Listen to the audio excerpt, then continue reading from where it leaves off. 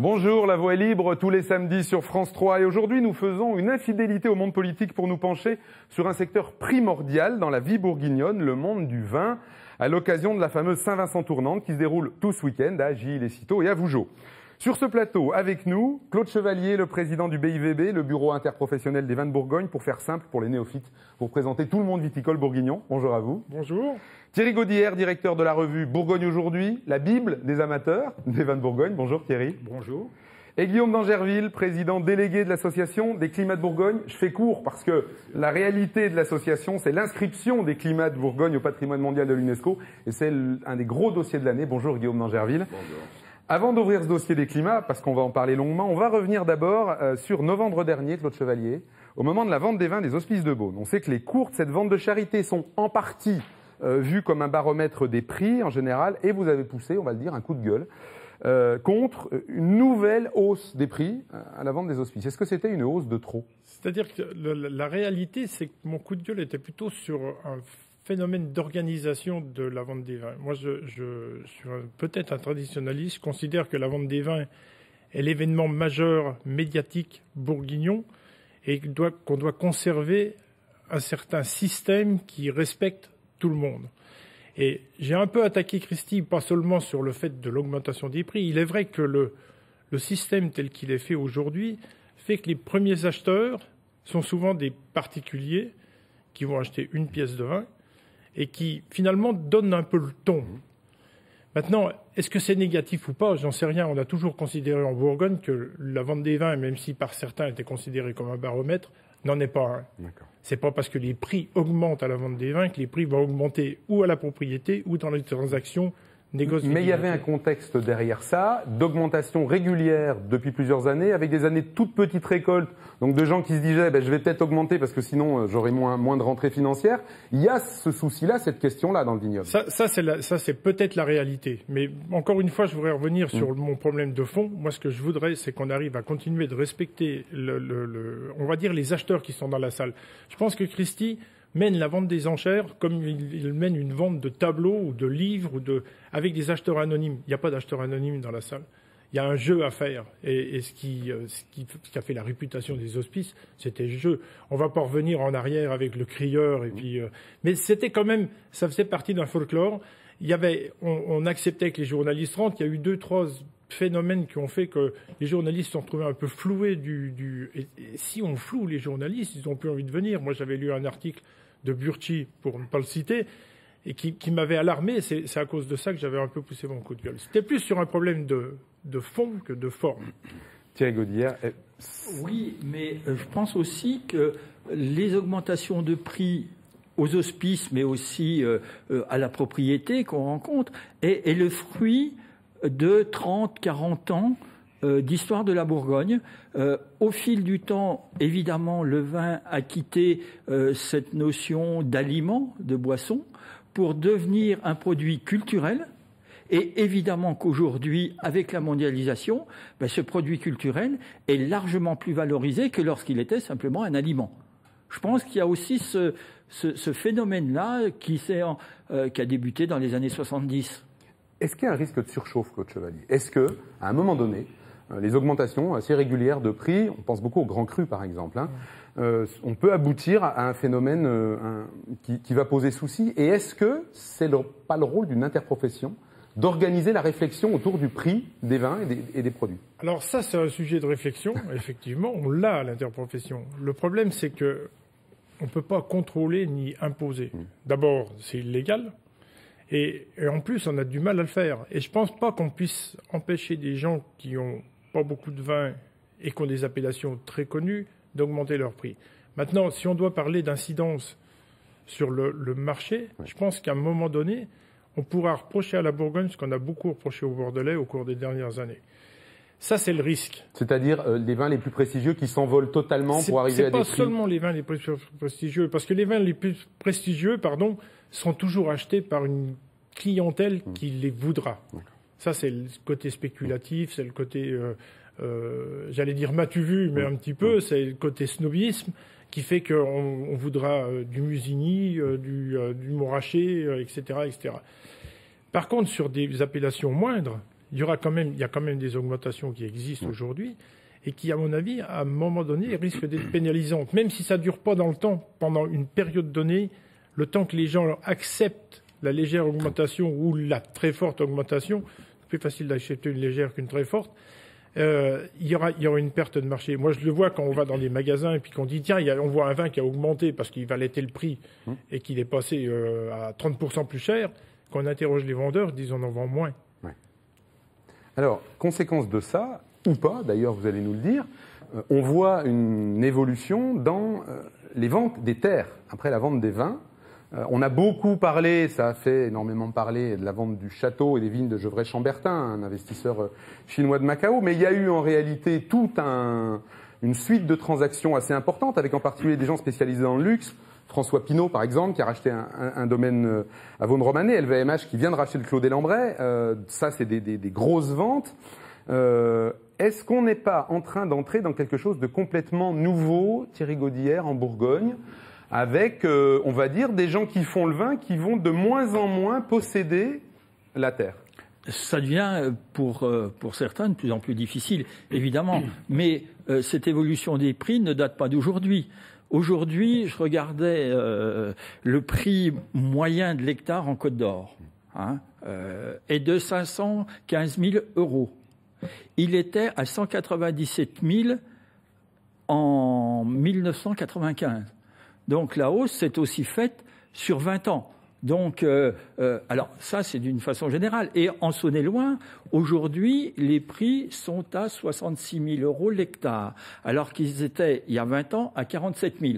Donc, oui, il y a une hausse du foncier, mais évidemment qu'on parle plus facilement de la transaction qu'il y a eu sur le clos des Lambrais que sur une parcelle de village ou de premier cru. Donc, mais c'est vrai quand même que se pose le problème pour des domaines familiaux de la capacité à pouvoir transmettre les terres à leurs enfants et donc à mettre en place peut-être des outils fiscaux ou autres pour permettre ça. Guillaume d'Angeville, avant de parler des climats, vous vous occupez des climats, vous dirigez aussi un domaine, on va dire, prestigieux en Côte-de-Beaune. C'est quelque chose qui est sensible, ça, cette arrivée d'investisseurs. Parler des grands groupes qui aujourd'hui possèdent des châteaux dans le Bordelais, à l'étranger, qui commencent à arriver en Bourgogne, beaucoup plus qu'à une époque. On en avait parlé dans les années 70-80, et finalement ça s'était très peu passé à l'époque. Ça se passe maintenant. Non, mais ce que je pense, ce que disait Thierry tout à l'heure est tout à fait juste. En fait, ça s'est passé sur 20 ans, cette augmentation des prix. Mais ça se passe à un moment où il y a toute une génération qui quitte la Bourgogne, qui disparaît, qui passe la main. Et c'est à ce passage de génération qu'on va voir la douleur pour les domaines familiaux de l'augmentation des prix du foncier. C'est pas au moment X où il y a la transaction du Clos des Lambrais, mais c'est quand moi je prendrai ma retraite ou mon équivalent chez les autres domaines familiaux de la région, des Côtes-de-Beaune ou de Nuits. Quand nous on prendra notre retraite et qu'on voudra distribuer nos domaines familiaux à nos enfants, on prendra en pleine face l'augmentation de la valeur du foncier. C'est là où c'est difficile pour les domaines familiaux. C'est pas à l'instant T où LVMH paye un prix ridicule pour le Clos des Lambrais. Vous dites ridicule parce que très élevé. Non, je dis très élevé. Oui. Je veux pas dire ridicule. C'est pas ridicule. C'est dans le sens, incroyable. C'est ça. Dans le sens incroyable pour nous. Ça aura des conséquences sur la Bourgogne. Et est-ce que Claude Chevalier, ça aura des conséquences même sur la façon de fonctionner de la Bourgogne, ce qui est en train de se passer? On sait qu'un domaine qui tombe dans l'escarcelle d'un grand groupe qui a plusieurs châteaux va pas forcément être dirigé et géré avec les mêmes objectifs qu'une gestion familiale. Ça, je suis moins convaincu parce que je pense que les derniers exemples qu'on a eus prouvent que finalement les gens se bourguignonisent, si on veut. C'est-à-dire qu'ils n'appliquent pas forcément un standard. Mais en général, il y a augmentation des prix tout de suite quand même, quand il y a rachat. Oui, mais on a déjà parlé de ça dans les années 90, à une époque où on disait qu'il n'y avait pas beaucoup de transactions dans les vignes. Il y a plein d'institutionnels qui ont acheté des vignes à cette époque-là. On ne parlait pas de monde du luxe, on parlait d'institutionnels. De compagnies d'assurance, beaucoup de... C'est pas vraiment nouveau comme phénomène, à mon avis. Dire qu'il y a, en plus, il n'y a pas tant de transactions que ça en Bourgogne. Effectivement, sur les grandes appellations et sur les trucs très prestigieux, il y aura toujours suffisamment de gens, des milliardaires dans le monde, il y en a de plus en plus. Des amateurs de vin, de plus en plus. Et je parlais avec un vendeur de tableaux avant-hier. Je dis, quelqu'un qui veut acheter une ouvrier de Montrachet, ça a été le cas pour Pinault, de Bâtard Montrachet d'ailleurs, enfin de Montrachet, Je sais plus, Oh, c'était- C'est du Montrachet, je crois. il s'est payé une œuvre d'art. Mais ça reste marginal. À mon avis, ça reste marginal. Tant maintenant au problème des successions, moi j'ai toujours dit que tu parlais de Thierry, tu parlais des moyens juridiques, il y en existe. Quelqu'un qui pense à faire ses successions bien avant, c'est-à-dire qui fait des donations ou des choses bien avant, gère le problème. Même si les prix des vignes sont chers, les prix des vins le sont aussi, donc ça permet de payer la succession. Seulement le problème, c'est que bien souvent, tout le monde n'est pas prêt à donner. À passer la main. Donc après, on se retrouve devant le fait accompli. Il y a une autre situation dont on parle moins, c'est ces dernières années la création, très souvent, pour augmenter la surface de vigne ou pour contourner certaines difficultés, de groupements fonciers viticoles avec des investisseurs. Ça peut être un ou deux investisseurs, ça peut être souvent des groupes d'investisseurs. Certaines personnes disent que c'est une bombe à retardement en réalité, parce que pour l'instant tout va bien, tout le monde est content d'avoir des gens qui vous permettent d'avoir plus de vignes, mais que quand on va arriver à une génération et qu'il y aura des transmissions, qu'il y aura des reventes, il y a toute une partie du foncier bourguignon qui en réalité est déjà partie en petits morceaux. Est-ce que c'est vrai ça ? Je pense qu'il y a une part de vérité là-dedans.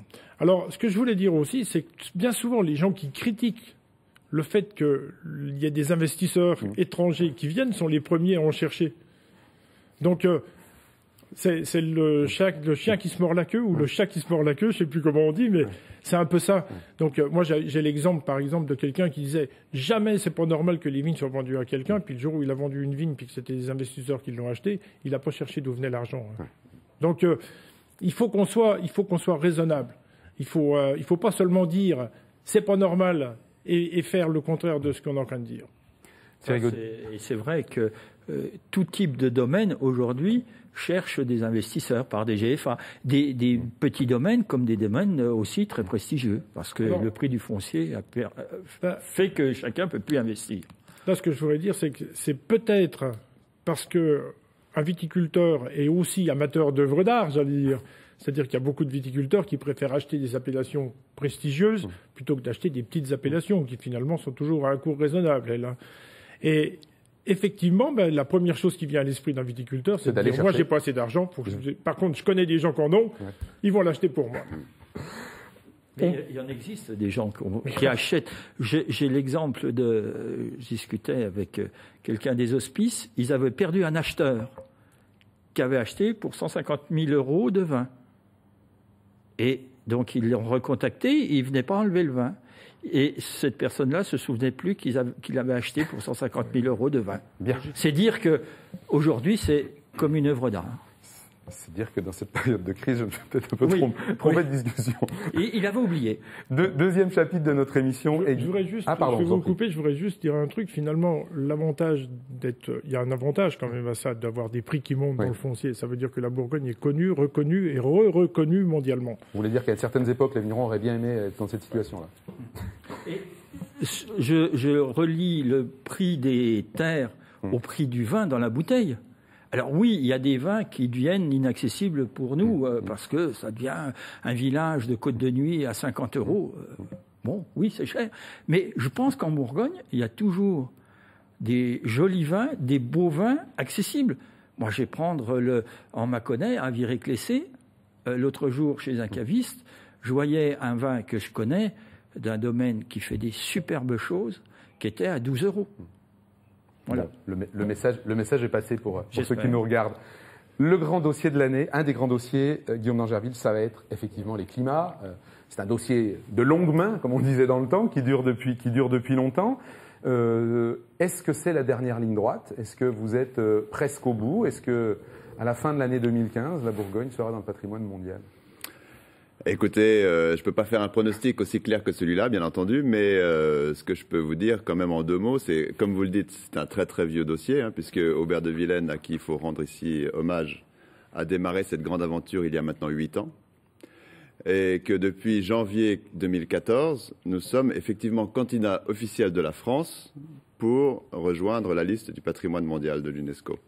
Et déjà, être candidat officiel de la France, c'est déjà une énorme étape. Il faut se rendre compte que pour devenir candidat officiel de la France, il faut avoir convaincu le Comité national des biens français que notre dossier valait la peine. Nous sommes présentés par la France et nous sommes devenus, depuis janvier 2014, le dossier de la France, non pas le dossier de la Bourgogne. On est le dossier de la France. C'est notre pays qui nous déclare candidat. Et donc, depuis ce moment-là, l'UNESCO a effectivement confirmé que notre dossier était complet, conforme, impeccable. Vous avez eu des inspecteurs à l'automne, c'est ça? Et nous avons reçu la visite d'un inspecteur à l'automne c'était bien et pas bien à la fois. Il est arrivé fin septembre, c'est-à-dire moi j'étais dans mes vinifications, on était tous un petit peu à la cuverie et en même temps il fallait s'occuper de montrer à ce monsieur qui était quelqu'un de très compétent, un spécialiste italien des paysages notamment, paysages naturels, donc quelqu'un de très compétent, mais il fallait le promener, il fallait s'occuper de lui pendant une semaine entière.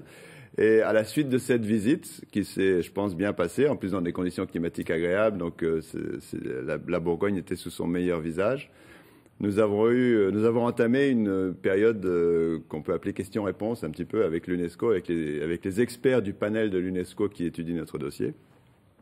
Et cette période n'est pas complètement terminée, à vrai dire. On a eu une première série de questions avant la fin de l'année, au mois de novembre. Et puis on en a une deuxième à laquelle nous devons répondre là dans les semaines qui viennent. Et nous prenons ces questions de manière positive parce que ce sont des questions tout à fait légitimes, intéressantes, bien posées et qui montrent bien que l'UNESCO a étudié le dossier de manière intéressante et de manière constructive. Et donc nous sommes confiants que nous avons de bonnes réponses pour cela, mais néanmoins, après, il y a la décision du panel des experts qui est quand même un petit peu une boîte noire. On peut pas exactement savoir comment tout ça se passe. Et puis enfin, au mois de juillet, il y aura le vote officiel des 21 pays membres de l'UNESCO qui sont également membres du Comité du patrimoine mondial. Et c'est le vote de ces 21 pays qui déterminera finalement si la Bourgogne est inscrite cette année ou si, pour des raisons techniques, il faut encore attendre. Il faudra attendre encore un an. Claude Chevalier, c'est une attente. Alors, est-ce que c'est une attente forte du monde viticole?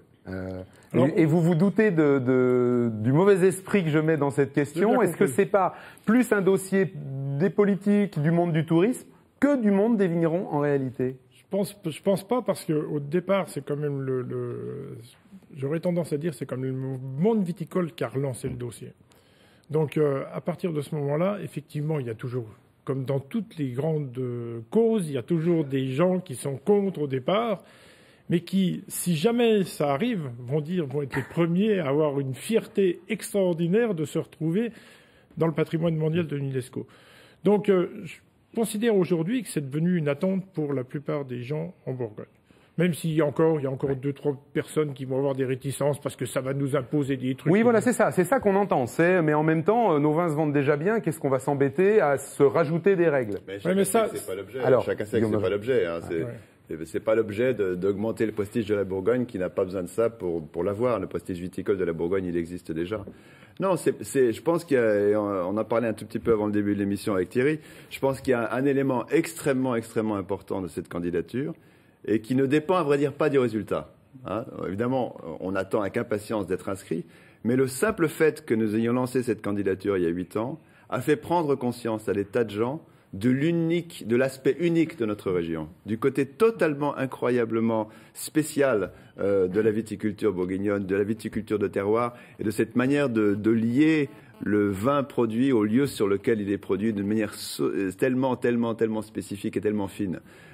Et de ce point de vue-là, ça a été révélateur pour des tas de gens. Et je pense que ça a contribué à fédérer les gens autour de ce dossier, de comprendre tout d'un coup, grâce à cette candidature, la richesse de notre région. Et c'est vrai que l'objet du classement, c'est un patrimoine qui vivant. Classer les pyramides, bon, voilà, elles sont là, on les entretient, mais ça bouge plus. Et c'est vrai que le fait que ça soit un patrimoine vivant, au centre duquel il y a des villes, des villages, des gens qui travaillent, qui circulent tous les jours, ça c'est pas banal et ça crée des inquiétudes inévitablement. Mais je pense pas que ça soit le classement qui va figer les choses. On le voit,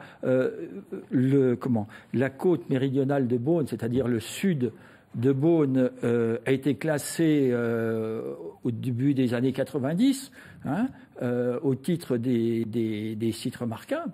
Ça n'a pas figé le dynamisme de cette partie-là. Guillaume d'Angerville, le New York Times, qui donne chaque année les 52 endroits qu'il faut visiter dans le monde, a classé la Bourgogne 15e cette année. Et entre autres, alors il est question des vignerons, il est question des hôtels, il est question de la candidature des climats à l'UNESCO. Est-ce que c'est un signe positif de l'acceptation du dossier? Je vais vous surprendre, mais je pense que aux États-Unis, il y a beaucoup de gens qui sont extrêmement conscients de l'aspect unique de la Bourgogne et qui sont très amoureux de la Bourgogne. Et moi personnellement, je suis très heureux évidemment qu'on soit dans ces 52 destinations possibles, et je suis très heureux qu'il y ait une référence spécifique au climat. Mais je peux pas dire que je sois complètement étonné, parce que les États-Unis sont depuis toujours, et je suis sûr que Claude, tu seras d'accord, ils sont depuis toujours des grands amateurs de la Bourgogne, des grands amateurs de notre région, et ils le font avec respect. Si on revient au sujet des investisseurs, ces investisseurs fameux dont on parlait à l'instant, il y en a beaucoup qui viennent des États-Unis, et ils le font d'une certaine manière, un peu comme une œuvre d'art aussi. C'est quelque chose pour eux, c'est quelque chose d'extraordinaire d'être propriétaire de quelques ouvrés de Volnay ou de voilà, Guillaume d'Angerville est situé à Volnay. Un mot un petit peu moins consensuel, Claude Chevalier. On sait que Dijon fait partie du réseau des cités de la gastronomie. On sait qu'il va y avoir des lieux obligatoires pour les climats de Bourgogne, et on a appris que Beaune créait aussi une cité du vin et que l'interprofession était derrière ça. Est-ce que ça fait pas beaucoup d'endroits finalement et des endroits concurrents, parce qu'on va quand même rappeler que Beaune a été recalé dans les cités de la gastronomie et que la cité du vin est arrivée juste après. La cité du vin, alors, dans la réalité, même si la cité de la gastronomie avance assez vite à Dijon, même si à un moment donné on trouvait qu'elle avançait plus, mais là c'est reparti. On a, j'allais dire, des accords. On se rencontre régulièrement avec la cité de la gastronomie pour faire en sorte que la cité du vin soit quelque chose qui soit légèrement différent et qui soit complémentaire. D'accord. Vous n'êtes pas en concurrence, c'est pas une cité de la gastronomie bis. On aurait pu penser à un moment donné qu'on aurait pu l'être à cause des raisons politiques. Voilà, on se souvient qu'on était dans la campagne des municipales quand c'était annoncé. Sauf que ça, c'est fini. Aujourd'hui, on est réellement dans une construction. Je parle pour Beaune, d'une cité des vins qui sera une base pour des portes d'entrée qui vont se trouver également dans d'autres départements tels que la Côte d'Or et Lyon. Mais on est dans une logique avec la cité de la gastronomie qui fera que ça fera un tout, et que le touriste qui viendra en Bourgogne visiter la cité de la gastronomie pourra visiter la cité des vins. Ça portera peut-être un autre nom dans le futur, parce que je ne pense pas que ça soit le meilleur, mais il y a une réelle complémentarité qui existe, et on est en très bon rapport avec tout le monde, et le projet avance. Et Guillaume d'Angerville, il va falloir faire marcher tout ça avec... Bien sûr, mais ça a énormément de sens. Il faut pas, je pense qu'il ne faut pas chercher des difficultés. Là, il n'y en a vraiment pas. Je crois qu'il y a une complémentarité évidente entre ces deux institutions à venir, l'une plus avancée que l'autre. Mais du point de vue des climats, il est évident qu'on aura besoin d'un lieu qui permettra aux touristes qui arrivent de se diriger vers les climats. Et moi, j'y pense vraiment comme étant une porte d'entrée et un sas vers la découverte des climats sur le terrain. Donc, c'est pas un endroit type musée fermé. Il y aura évidemment des tas d'activités à l'intérieur de cette cité des vins, mais ce sera surtout l'occasion pour le touriste de comprendre où il doit aller pour comprendre les climats et se promener un peu dans ces fameux climats. On avance un petit peu, et il nous reste 4 minutes dans la première partie de cette émission, ça passe très vite, pour parler d'un autre dossier d'actualité qui fait qu'on a parlé de la Bourgogne. Ça a été ce qu'on appelait l'affaire Giboulot, du nom de ce viticulteur qui n'a pas accepté les traitements préventifs sur la flavescence dorée, c'est-à-dire sur l'insecte, la cicadelle qui donne cette maladie. Et il y a eu un glissement très vite dans cette affaire, Claude Chevalier, où finalement on est passé de quelqu'un qui refusait les traitements préventifs pour une maladie particulière à une bulle médiatique dans laquelle on parlait du refus des traitements et des produits phytosanitaires en général. Est-ce que vous me confirmez que ça a été très mal vécu par une grande partie du monde viticole, ce moment-là ? Je pense que c'est le côté médiatique qui a été mal vécu. C'est la façon dont ça s'est passé. Dans la réalité des faits, moi je le dis, la Bourgogne, depuis plus de 10 ans, a avancé de manière à vitesse grand V dans la lutte raisonnée et vers le bio. Moi, je sais pas, je connais pas les chiffres actuels, mais je sais qu'il y a 4 ou 5 ans, c'était certainement une des régions viticoles où il y avait le plus grand pourcentage de viticulteurs bio. La différence entre un viticulteur d'il y a 15 ans en arrière et un viticulteur aujourd'hui, c'est que plus personne n'a envie de polluer. Par contre, on a tous besoin de vivre. Ça veut dire qu'on a quand même besoin de protéger notre vignoble pour qu'il puisse continuer de produire. C'est quand même la base du métier. S'il n'y a plus de vignes, on ne produira plus de vin. Donc ça va certainement pas arranger beaucoup de gens à travers le monde s'il n'y avait plus de vin de Bourgogne. Mais il faut rester pragmatique. Il ne faut pas être extrémiste ni dans un côté ni dans un autre. Est-ce qu'il n'a pas joué un rôle de lanceur d'alerte, Emmanuel Giboulot? Parce que finalement, est-ce qu'il n'y a pas eu, après ça, un certain nombre de villages qui se sont quand même mis à faire des choses plus fines dans la recherche de cette maladie qu'un certain nombre de traitements systématiques qui ont eu lieu, en particulier, on va le dire, dans le sud de la Bourgogne et dans le Mâconnais, où au départ, on a vraiment traité de façon systématique. Est-ce que c'est vrai, ça? Alors, c'est justement, ça c'est un sujet, ça m'a un peu agacé, voire beaucoup agacé. Giboulot s'est fait passer pour le promoteur d'une campagne de lutte contre la flavescence dorée beaucoup plus soft. La réalité, c'est que la toute première année où il était décidé de faire des traitements contre la cicadelle, ces traitements étaient raisonnés. Ça n'a pas été du systématique sur les 3 départements tel qu'il a bien voulu l'entendre. Lyon n'a pas traité du tout parce qu'il n'y avait aucun risque de maladie. La Saône-et-Loire a traité beaucoup parce qu'il y avait 20 hectares qui étaient en train de s'arracher. Ce qui a donné le résultat quand même que l'année d'après, il y a eu 0. Il va y avoir 0,2 hectares à arracher, alors qu'on s'attendait à avoir 40 hectares. Donc là, on avait fait de la prévention. Et la première année, avant même que les traitements, ou dans le même temps que les traitements, il y a déjà 3000 viticulteurs qui se sont baladés dans les vignes pour repérer les choses. Donc on n'a pas attendu qu'Emmanuel Giboulot donne des leçons à tout le monde ou fasse semblant de donner des leçons pour prendre des mesures qui allaient contre le fait qu'on puisse ne plus mettre, qui allait vers le fait qu'on puisse ne plus traiter avec des insecticides, sauf dans des cas extrêmes où il y avait toujours une nécessité. Je peux dire un mot là-dessus. Je vous en prie, il reste une minute. Je pense que la campagne 2014 a déjà été un énorme progrès par rapport à la campagne 2013. Et moi, de mon point de vue, je ne suis pas fanatique non plus des traitements lourds, préventifs et très extensifs. Mais je pense que la solution, elle est dans la prospection, elle est dans l'analyse par les vignerons de leurs vignobles régulièrement dans des campagnes de prospection extrêmement disciplinées qu'on doit continuer à faire pour éviter la maladie. C'est ça. Merci à tous les 3 pour cette première partie d'émission. Il y a encore un certain nombre d'autres thèmes dont on va parler. On parlera de la grêle et vous êtes bien placé pour le savoir, Guillaume d'Angerville, parce qu'elle a touché fortement Volnay. On parlera aussi du Beaujolais, parce qu'il se passe des choses en Beaujolais, pas très loin de la Bourgogne. Puis on dira un petit mot aussi de la Saint-Vincent-Tournante, qui se passe ce week-end dans 2 villages bourguignons. Et d'ailleurs, la Saint-Vincent-Tournante, il va en être question quelques instants dans le flash de midi qui va commencer dans une poignée de secondes. On se retrouve, nous, juste après, pour la deuxième partie de La Voix libre. À tout de suite.